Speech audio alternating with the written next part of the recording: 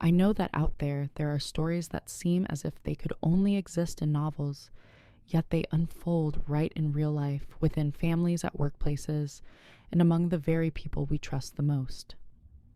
These are not just simple tales, but painful experiences, shocking betrayals, and also moments where people discover their own strength again. If you've ever been betrayed, ever been hurt, ever been belittled, stay with me, because every story I am about to tell is not only about pain, but also about the journey to seek justice, to bring the truth to light, and most importantly, to find oneself again. Chapter 1: A tense opening in the kitchen. I still remember that afternoon vividly, the moment when everything began to spiral in a way I could never have foreseen. I came home from work still carrying the heavy scent of grease and coffee from the diner, when a theatrical sigh drifted out from the living room. Violet, my younger sister, had one hand pressed against her pregnant belly, reclining on the sofa as if she were starring in a play where she alone was the lead. "At least, my baby will have a real family," she drawled, her voice sugar-sweet, but sharp as razors. "Unlike your kids." "Who even knows who their father is?" I froze. Just a few words yet. They cut into me like 100 blades. My daughter Emma, only 8 years old, hadn't even managed to take off her shoes after school before she heard it. Her eyes went wide, her hands trembled, and with a sharp cry she bolted upstairs. Marcus, my 10-year-old, stood stunned in the kitchen doorway, his backpack sliding off his shoulder, his face pale. Before I could react, the shattering sound of glass ripped through the air. The wine glass in Violet's hand had smashed against the wall just behind me. Red liquid bled down my mother's white-painted wall, the house where the 3 of us sisters still lived together, spreading in blotches that looked chillingly like blood. "Look what you made me do!" Violet screamed, one hand clutching her stomach, as though she were the victim. Then she turned on me, pointing straight at my face, her voice sharp as steel. "This is exactly why your kids are such a mess. No discipline, no father, no one to raise them properly." My throat tightened. In front of me was my own sister, my own flesh and blood, yet every word she spoke seemed designed to tear me and my children apart. Anger surged hot in my chest, but I forced it down because Emma and Marcus were right there in the house. I turned and called softly, "Emma, stay in your room, sweetheart." Her bedroom door slammed shut in reply. I knew she was already learning to sense danger faster than I ever had. Violet flopped back down on the sofa, scrolling through her phone as though nothing had happened. "Brad's parents are coming for dinner this Sunday," she said coldly. "His mother specifically requested that your kids not be present. They don't want to talk about the baby's future in the middle of all this chaos." I looked at the red stain slowly seeping across the floor, at the shards of glass glittering like cruel little jokes, then crouched down to pick them up, wiping the mess with cheap paper towels. Never had it felt so clear. I was cleaning up the wreckage of my own sister's madness in the very house that was supposed to be a safe haven for my children.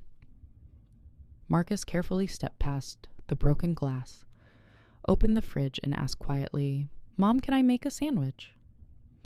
His voice was casual, just a hungry boy after school, but Violet wouldn't let it slide. She looked up, smirked, and sneered. "See no manners at all. Your kids don't say please don't wait their turn, utter failures." Heat flooded my face. I knew Marcus had heard, and I caught the flicker of shame in his downcast eyes. A 10-year-old boy, only asking for food in his own kitchen, humiliated by his own aunt. I said nothing. I had been silent for years. But in that moment, when a shard of glass nicked my hand and blood welled up, I felt the truth strike hard. My silence was no longer strength. It had curdled into cowardice. Violet kept rambling, tossing out the names of old friends, comparing my life to other women's, emphasizing how I was nothing but a failure, a shadow in her past. Yet inside me, something had shifted. A seed of faint but fierce resolve had taken root. The time would come when I would no longer stay silent. Story 2. I exposed my sister-in-law's secret rite at the family Christmas.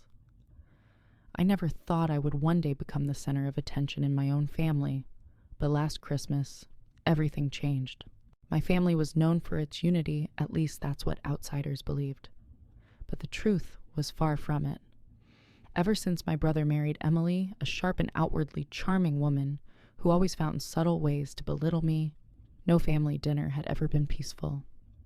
Emily wore the mask of a perfect wife, her house spotless, every party she hosted flawlessly, and she never missed a chance to jab. Not everyone can maintain a happy family like this. Some people will always be failed spinsters. I knew she was talking about me, 33 years old, unmarried, focused on my career. I clenched my teeth and endured for years until that Christmas. We were gathered around the Christmas tree lights, twinkling festive music filling the room. Emily raised her glass, smiling sweetly. Perhaps we should pray for my sister-in-law to find someone decent. Living alone forever must be terribly sad. Laughter erupted around the table, and I felt my blood boil. Then suddenly a spark lit in my mind. See, I remembered stumbling upon an old message years ago on my mother's old phone. Emily had once begged for help when she became pregnant with a man who wasn't my brother. The message was clear. I made a mistake. Please help me keep this secret. He must never know. I had never spoken a word, thinking peace in the family was worth keeping. But now, after such a public humiliation, I knew it was time. I stood up smiling, my voice calm. Sister-in-law, I too have a prayer for you. I pray you'll never have to live in fear. That your secret from 2017 might come to light. The room fell silent. Emily's face drained of color. She forced a shaky laugh. What are you talking about? I stepped closer and placed the old phone on the table. On the screen, the message glowed in full view. Every eye turned toward Emily. My brother picked up the phone with trembling hands, read for a long moment, then turned to his wife, Emily. What is this, Emily? Stammered, tears streaming, but she couldn't deny it. The entire family sat frozen. The cheerful Christmas music had turned into bitter mockery. My brother stormed outside, leaving Emily collapsed on the chair, stripped of all her usual pride. All eyes shifted to me. I drew a deep breath and spoke steadily.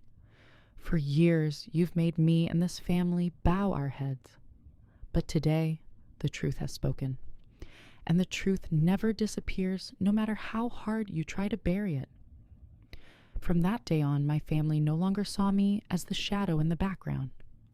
I was heard, I was respected, and above all, I felt relieved, because finally justice had found its rightful place within the very house that had once been ruled by lies. Story 3. I exposed my brother-in-law's affair. Right at my sister's birthday party, I had always thought my sister was lucky. She had a warm family, a successful husband named Daniel, and 2 well-behaved children. To all our relatives, they were the golden couple, the model of a happy marriage. But no one knew what I alone had begun to notice, the cracks hidden beneath the perfect facade. It all started late one evening while I was working when I accidentally received a missent message from an unknown number. The text was only a few words. Have you left the house yet? I'm waiting at the hotel. I froze, then glanced at the profile picture and felt my heart stop when I saw it was a photo of Daniel and my sister together. I couldn't believe it. My heart pounded as I replied, testing, I'll be there soon. A few minutes later, Daniel responded, Room 308, same as last time. My stomach twisted. For years I had endured Daniel's contemptuous remarks, how he would sneer, an unmarried sister-in-law is nothing but a burden. Yet here he was, the most vile kind of traitor.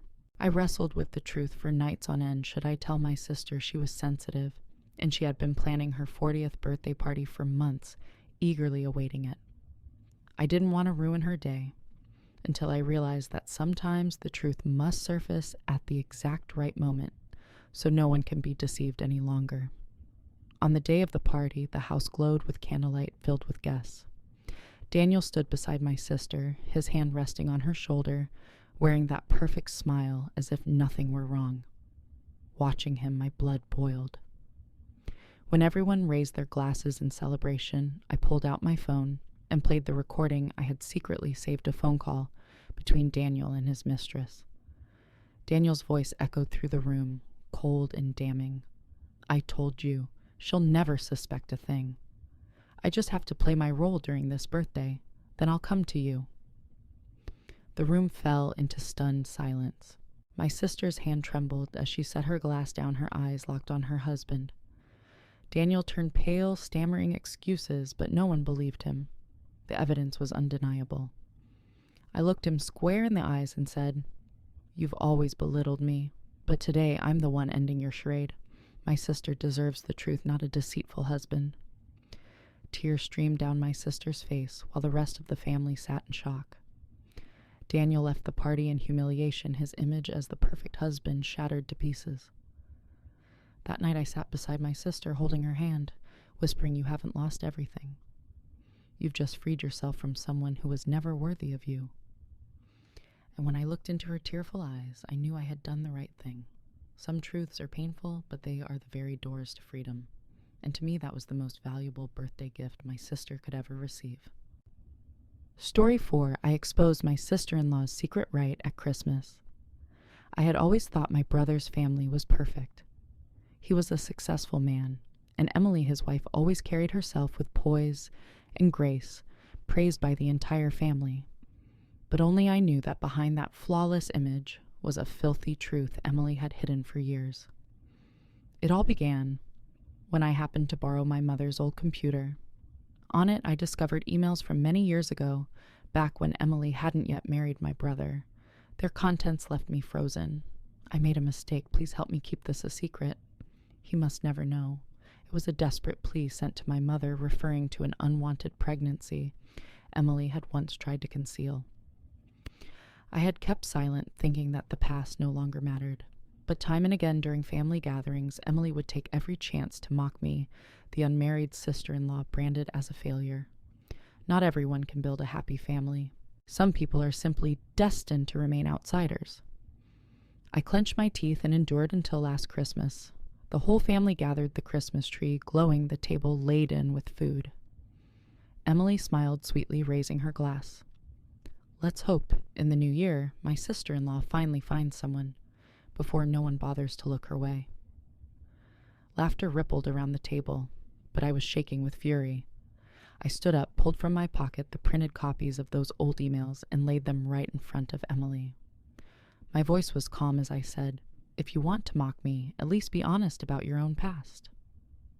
In 2017, you begged my mother to hide the truth about a child who never had the chance to be born. Would you like me to read it aloud for everyone here? The room fell into stunned silence. Emily's face went pale, her trembling hand covering her mouth. My brother snatched the papers, his eyes darkening as he read every word. The family exchanged horrified glances. Emily broke down in tears, pleading with me to stop. But it was too late. The image of the perfect wife she had carefully built for years crumbled in an instant.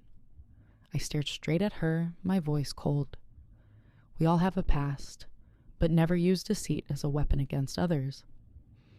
That Christmas night, Emily was no longer the shining center of the gathering. She sat quietly drowning under the disappointed stares of the entire family. And for the first time in years, I felt justice had finally taken my side. Story 5. I exposed my best friend's fiancé on her wedding day. Lan and I had been best friends since high school. We shared everything from the smallest joys to the deepest sorrows. So when Lan told me she was getting married to Hui, a handsome, successful, and seemingly chivalrous man, I was overjoyed, almost as if it were my own happiness. But fate played a cruel trick because I was the first to discover that Hui was far from the perfect man he pretended to be. A week before the wedding, I was at the supermarket when I happened to spot Hui holding hands with a strange woman. I followed them and saw with my own eyes as he kissed her openly in a cafe. My heart plummeted. Lan's soon-to-be husband was betraying her right before the wedding. I spent sleepless nights debating should I tell Lan, but without proof, she might think I was jealous, trying to sabotage her happiness. So I kept silent until the wedding day. The ceremony was held in a grand hotel. Lan looked radiant in her wedding gown, her eyes glowing with joy. Hui stood by her side, playing the role of the perfect groom. I sat in the hall, my heart pounding my hand, gripping the small USB drive in my pocket. Inside it was the video I'd secretly recorded at the cafe that day. Just as the MC prepared to invite them to exchange rings, I stood up. I'm sorry, but before this wedding continues, there's something everyone needs to see. Every eye turned toward me. I plugged the USB into the large screen. There it was, clear as day, the footage of Hai kissing the other woman playing out before hundreds of guests. Lan froze, her trembling hands dropping the ring to the floor. The hall went dead silent, broken only by the sound of rapid, uneasy breaths. Hui turned pale, stammering, "I can explain." But no one wanted to hear his excuses. Tears welled in my eyes as I turned to Lan. "I'm sorry for keeping this secret until now. But you deserve the truth before being bound to a liar." Lan broke into sobs, but instead of collapsing, she turned to Hai, fury burning in her eyes. "This wedding ends right here." The hall erupted in whispers, guests exchanging shocked glances, while Hai hung his head in shame, stripped of all dignity. Lan stepped down from the altar, grasped my hand tightly, and whispered, "Thank you. Maybe this is the real wedding gift I needed." That day the wedding did not unfold as planned, but to me it was the day my best friend was freed. Justice may sometimes arrive late, but when it comes, it has the power to crush every lie. Story 6. I expose my colleague for stealing my work right in the company meeting. I had been working at my current company for over 5 years. I always believed that if I worked hard and gave my best, my efforts would surely be recognized. But I was wrong, because there are people who don't hesitate to trample on others just to claim glory. My colleague Mai was a prime example. In front of our boss, she always acted diligent and professional, but to me she was nothing more than a cunning opportunist, someone willing to steal others' work to build her image as the rising star of the team. I had endured it many times. Reports I had written, she would tweak a few details and present them as her own. Ideas I proposed in brainstorming sessions, she would jot them down and emphasize that was my contribution. I stayed silent, thinking one day the truth would come to light. But this time was different. I had spent nearly 2 months researching a new project for the company, a marketing strategy that could shift the entire business landscape. I prepared every single number, every slide down to the smallest detail. Yet right before the big meeting, I discovered my file had been copied. And that day Mai had signed up to give the presentation. Sitting in the conference hall, I trembled with anger. Mai stood at the podium, smiling confidently, and opened her slides. As I suspected, every idea, every chart, even the examples, they were all mine. She presented passionately, receiving nods of admiration from the board. Just as the boss was about to applaud and close the session, I stood up. My voice was calm but firm. "Excuse me, but there's something everyone needs to know. This project does not belong to Mai." All eyes turned to me. I pulled a USB from my pocket and plugged it into the screen. There appeared the file's edit history, every timestamp, every record, proving I was the one who had created and completed it. The room went silent. Mai's face turned pale, her trembling hands clutching the papers. I looked straight at her. Work can be stolen temporarily, but the truth never disappears. I've been silent for too long. Today, I demand fairness. The boss turned to me and nodded. "Well done. This is exactly what the company needs. Your contribution will be recognized." Mai lowered her head, speechless. That day, I walked out of the meeting room with a weight lifted off my chest. Not only because I reclaimed my work, but because I finally stood up for myself. Justice doesn't always come on its own, it must be fought for. And I had done just that. Story 7. I exposed my hypocritical mother-in-law, right at the family feast. When I got married, everyone told me I was lucky to become a daughter-in-law in such a respectable traditional family. My mother-in-law, Mrs. Hoa, always acted gentle and caring, as if she cherished me like her own daughter. But only I knew that behind the mask were cutting words and bitter jabs that had left me crying in silence more than once. She often pretended to be loving in front of others. My daughter-in-law is so good I treat her like my own child. But when it was just the two of us, her tone would shift. You'd better know your place. If you can't give me a grandson, then what worth do you have? I clenched my teeth and endured not wanting my husband to be torn between his mother and me. Things came to a breaking point during last year's ancestral feast. In front of the entire family, my mother-in-law smiled sweetly and bragged, "Thanks to the blessings of our ancestors, we have such a virtuous daughter-in-law, taking care of her husband and children so well." Before I could respond, she leaned closer, her voice low but loud enough for everyone to hear. "It's just a pity that after all these years, she still hasn't given us a grandson to carry on the family line." The whole table fell silent. My blood boiled. I had stayed quiet for far too long, and that day before everyone, I decided to end the charade. I rose to my feet, my voice calm but resolute. "I'm sorry if I've disappointed you, Mother. But the truth is I've had myself checked long ago. The results show I'm perfectly healthy. The problem lies with my husband." Gasps rippled around the table. My husband stared at me in shock while my mother-in-law's face went pale, speechless. I pulled out the medical documents I had kept, laying them right in the center of the table. "Here is the proof. I've stayed silent to protect the family's dignity. But if you continue to humiliate me in front of everyone, I will no longer endure it." A heavy silence lingered until one of the uncles spoke up. "The daughter-in-law is right. Children are heaven's gift. It is never one person's fault." Nods of agreement spread around the table. My mother-in-law lowered her head, unable to say another word. My husband held my hand tightly, his eyes filled with both shame and gratitude. That day, for the first time, I no longer felt powerless. I had stood up to defend my dignity and the dignity of countless women who had been wrongly blamed. Justice sometimes only needs one truth spoken at the right moment.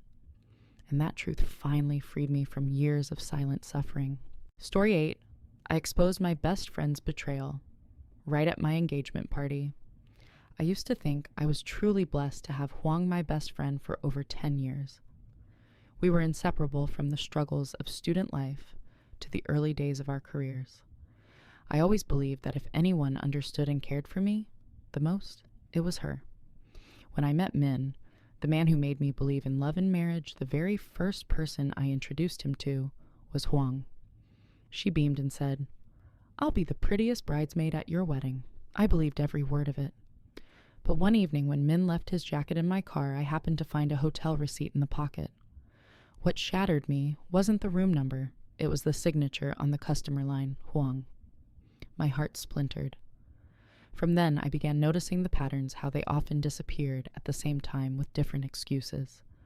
I even saw Min personally drive Huang home after a late work night. I was devastated, spending countless sleepless nights. But instead of causing a scene, I made a decision I would wait for my engagement day, the day they thought I would be happiest, to deliver the gift they deserved. That day, the hall glittered with lights, music filled the air, and everyone offered their blessings. Min held my hand, while Huang stood right beside me in her glamorous bridesmaid gown, smiling her fake smile. When the MC invited us to exchange rings, I slowly pulled a large envelope from my bag. Turning toward Min and Huang, my voice was calm, yet rang out clearly. Before this ceremony continues, perhaps everyone should see the truth. I opened the envelope and spread the photographs across the table, images I had hired a private investigator to capture Min and Huang hand in hand, walking out of a hotel. The hall fell silent. My mother gasped. Relatives whispered in shock. Min went pale, reaching for my hand, but I pulled away. Huang burst into tears, stammering, "I didn't mean to." I looked straight at them. "Whether you meant to or not no longer matters. From this moment, neither of you has the right to exist in my life." I took off the ring, placed it firmly on the table, and walked out of the hall with my head held high. Behind me, chaos erupted, but I felt lighter than ever. I had lost a treacherous man and a false friend, but I had found myself again, strong, proud, and free. Story 9. I exposed my younger sister's secret rite at the family gathering. Since childhood, my younger sister and I had always been compared. I was quite average in my studies, but Lynn, my sister, was always praised, beautiful, intelligent, successful. In the eyes of our parents and relatives, Lynn was the pride of the family, while I was nothing more than a faded shadow. Lynn knew this, and she never hesitated to use it against me. At every family meal, she would slip in a jab. My sister is really something, almost 30 and still single. Must be too busy with work. Laughter would erupt, and all I could do was swallow my tears. But I never forgot one thing 5 years ago. Lynn came to me, begging me to cover up a shocking secret. She had gotten pregnant by a married man. I gave her money to deal with it and swore to keep it quiet to protect her reputation. From then until now, I endured her cutting words in silence, believing I owed her that mercy. Until this year, at my father's birthday celebration, when the whole family was gathered. In the middle of the toasts, Lynn turned to me with a mocking smile. "Sister, maybe you should learn to live like me. A whole life without a husband or children. Who could ever love that?" The room burst into laughter, and I felt the blood in my veins boil. I stood up, my voice calm but firm. "Since we're on the subject of children, perhaps you should also tell everyone what happened back in 2018. The room instantly fell silent. Lynn's face drained of color, her eyes wide with panic. I pulled an envelope from my bag. Inside were copies of the messages she had once sent me, begging for help.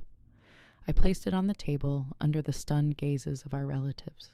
This is why I've stayed silent all these years. Because I once protected you, kept the secret you were desperate to bury. My parents were frozen, speechless. Relatives murmured in shock. Lynn broke down in tears, stammering, You can't. Why would you do this to me?" I looked her in the eyes. "This isn't something I did to you. It's what you did to me when you repeatedly humiliated me to cover up your own fear. I protected you, but you never once protected me." No one said another word. Lynn collapsed into her chair, tears streaming down her face. And for the first time in my life, I lifted my head high. No longer the shadow beside the family's golden child. I knew in that moment the balance had shifted, and justice had finally arrived, not through cruel revenge, but by revealing the truth my sister had always feared. Story 10. I exposed my hypocritical boss. Right at the company party, I had been working at this company for over 3 years. From the very first day, I gave my all, believing that hard work would surely be recognized. But my boss, Mr. Hung, was the kind of man who thrived only by exploiting others and claiming credit to paint himself as a brilliant leader. For an entire year, I was the one preparing almost every report, chasing down numbers, working late into the night to meet deadlines. Yet when it came time to present to the board, my boss would say, "This is the result of my leadership." My colleagues sat in silence, everyone too afraid of losing their jobs to speak up. I gritted my teeth and endured, waiting for the right opportunity. That opportunity came at the company's year-end party. The hall was packed with guests, including the board of directors and shareholders. Boss Hung held the microphone, smiling confidently. "Our outstanding achievements this year are thanks to my close guidance. I am proud to have led this team to success." Applause filled the room, but I felt my blood boil. I stood up, holding a glass of wine, my voice calm, but loud enough for the entire hall to hear. "Excuse me, but perhaps everyone should take a closer look at the achievements he just mentioned, because they do not belong to him." The room went silent. I pulled a USB from my pocket and plugged it into the large screen. One by one, the reports appeared, the email chains, all bearing my name, undeniable proof that I had been the one doing the work. I even displayed the edit history, clearly showing that my boss had merely sent out the final version with his signature attached. Boss Hung turned pale, stammering, "Why, you're slandering me." But the directors exchanged glances, suspicion giving way to fury. One executive stood up. "Mr. Hung, explain this." Why does all the data show this work belongs to your employee, not to you?" He was speechless, sweat trickling down his forehead. I looked him straight in the eye, my voice firm. "I don't want stolen glory. I only want the truth to be respected. The labor of employees is not meant to be turned into medals for a boss to pin on his chest." The room erupted into murmurs. A few colleagues began clapping hesitantly. Then the entire hall joined in. The board announced on the spot, "As of tomorrow, Mr. Hung is suspended pending investigation, and we will review promotions for those who truly deserve recognition."